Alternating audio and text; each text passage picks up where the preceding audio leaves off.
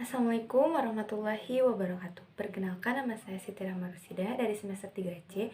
Di sini saya akan mereview pada mata kuliah Hukum Pidana Lanjutan oleh Ibu Profesor Dr. Hajah Heni Nurayana SMH dan dibantu oleh Bapak Dr. Yendi Aridayadi SMH mengenai review dari bab 1 sampai bab 3. Ada pula dari bab 1 yaitu percobaan. Adapun pengertian dan sifat percobaan. Definisi tentang percobaan tindak pidana diatur dalam KUHP, tetapi dalam KUHP hanya ada batasan yang menentukan kapan ada percobaan yang menentukan syarat-syaratnya saja, yaitu seperti diatur dalam pasal 53 dan 54 KUHP. Langsung saja. Berdasarkan kedua pasal tersebut, maka yang dapat dikenakan sanksi pidana untuk tindak pidana percobaan adalah hanya untuk tindak pidana yang berupa kejahatan yang diatur dalam buku 2 KUHP saja. Sedangkan untuk pelanggaran yang diatur dalam buku 3 KUHP tidak dapat dikenakan sanksi pidana. Kemudian ada sifat percobaan. Yang pertama ada sebagai dasar. Yang kedua, sebagai dasar atau alasan memperluas dapat dipidananya perbuatannya.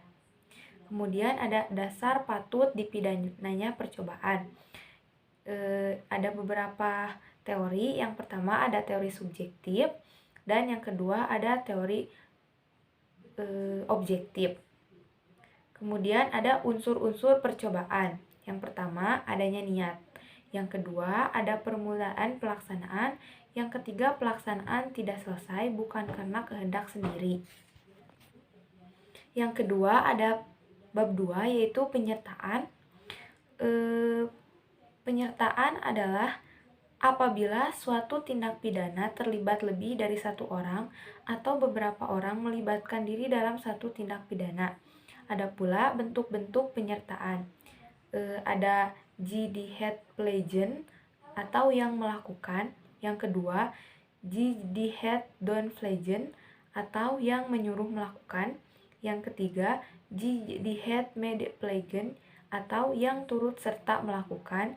Yang keempat, ada jihad outlooking atau yang membujuk atau menggerakkan. Dan yang kelima, jihad med pledgen atau yang membantu melakukan.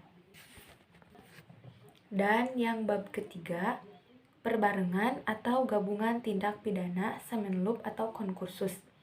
Pengertiannya yaitu yang pertama, seseorang dengan suatu perbuatan mengakibatkan beberapa aturan pidana dilanggar, atau seseorang dengan beberapa perbuatan mengakibatkan beberapa aturan pidana dilanggar.